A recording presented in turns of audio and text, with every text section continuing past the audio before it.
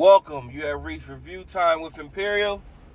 Let's get into it. So today's review would be Bad Boys for Life, Part 3, starring Will Smith and Martin Lawrence.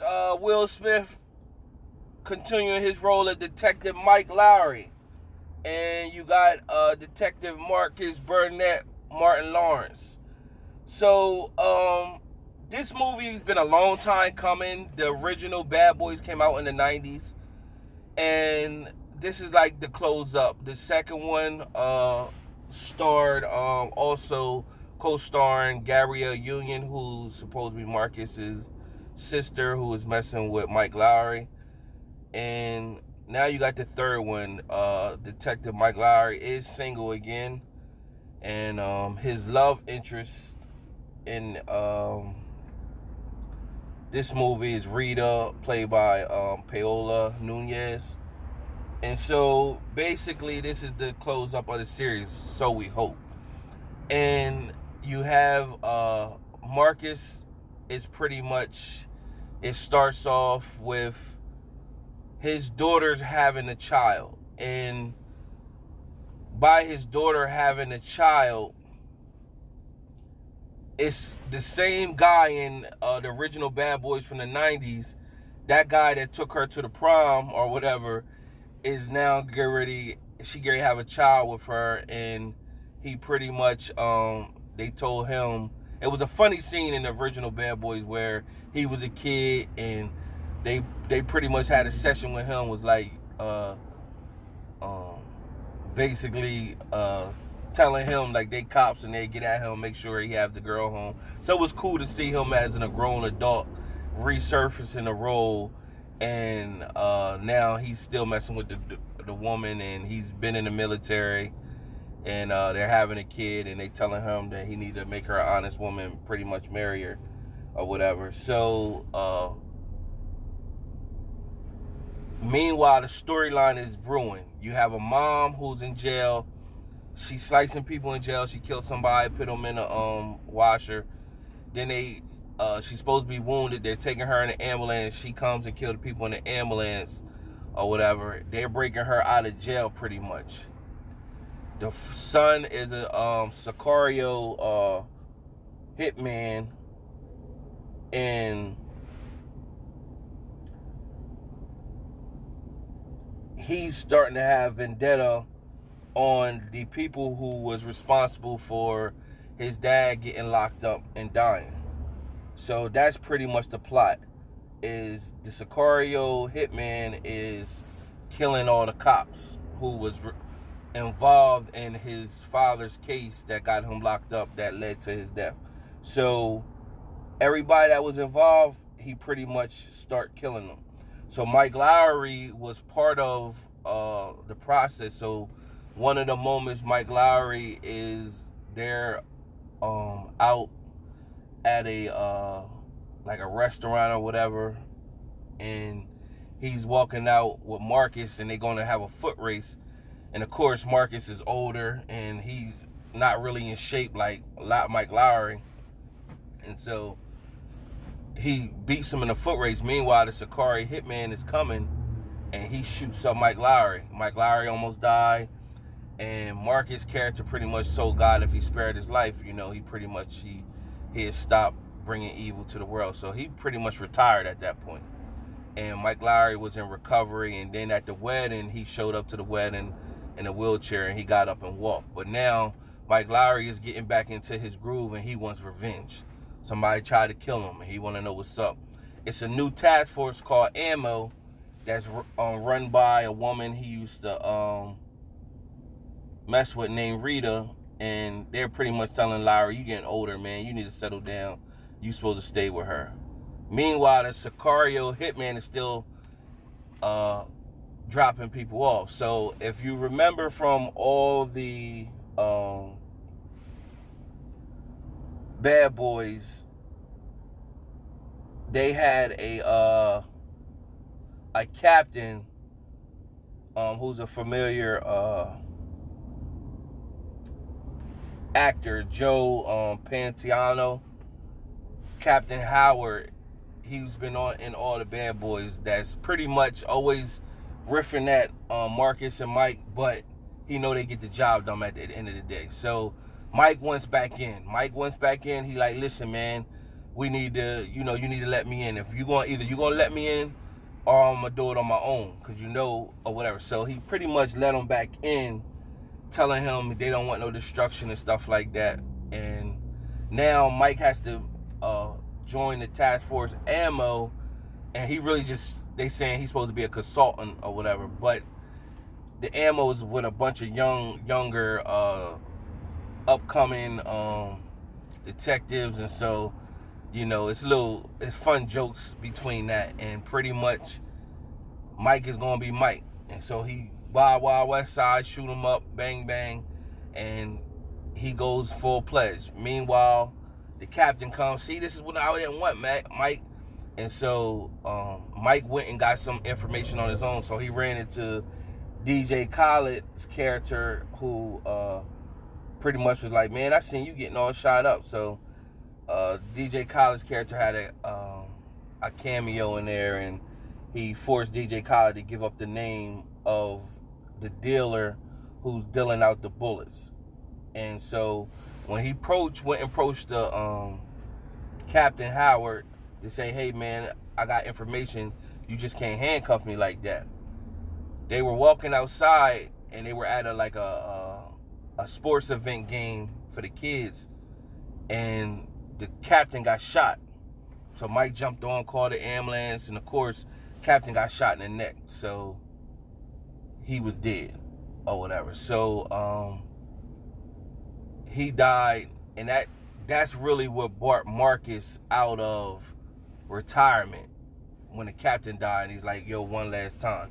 So rewind a little bit that I skipped over. There was a moment where Marcus was bringing an informant, Marcus to an informant to get information. In the process of them arriving where the informant was thrown out the window and landed on Marcus' car, and that's when you seen in the commercial, basically like his wife always knows when something is going on. So when Mike went in there to investigate or whatever, you see two people flying out a window, Mike and the other guy fighting each other, and pretty much the guy is dusting Mike off. Pretty much he getting the best of Mike, and Mike lifts up because the guy Sicario hitman was always wearing his helmet, like when he drive on a motorcycle, and Mike lifts up the helmet, but when he looked in the helmet, he looked into the eyes, and when he looked into the eyes, it was something there or whatever. So you already started thinking, whoa, what was that about? So pretty much fast forward, not to give you play-by-play, in a nutshell, it comes up to find out way before Detective Mike Lowrey him and Marcus became a team. He did detective work for a Mexican cartel. He was like the driver, and he got close to the woman, and they were supposed to run away with each other, but she didn't, and he got her pregnant. Now, the guy the Sicario hitman, his mom, who's issuing the hits, his dad is not really his dad, who he thinks is his dad. Is really Mike Lowrey is his dad. That's the twist, that this guy who's killing up all the people is his dad, and his dad couldn't have kids. So that was like the twist, that Mike Lowrey is going after his son or whatever, that he never knew that he had. So nevertheless, they had a resemblance to each other, and he approached the mom like, is this my dad or whatever? And the mom was pretty much like, yeah, but so what? Like he on the other side or whatever. He altered her life, and so he didn't kill Mike Lowrey when he could have. And so the mom shot the son, and when she shot the son, the woman Rita, part of Ammo, came and shot the mom. So the mom died. The son Mike Lowrey's son ended up going to jail. So that's pretty much the movie. But it ended where it shows Mike Lowrey going to visit him in jail, and they basically like, yo, how you holding up or whatever, you know what I'm saying? He basically like, I'm doing my time, whatever. And then he was like basically saying, well, you got something for me to like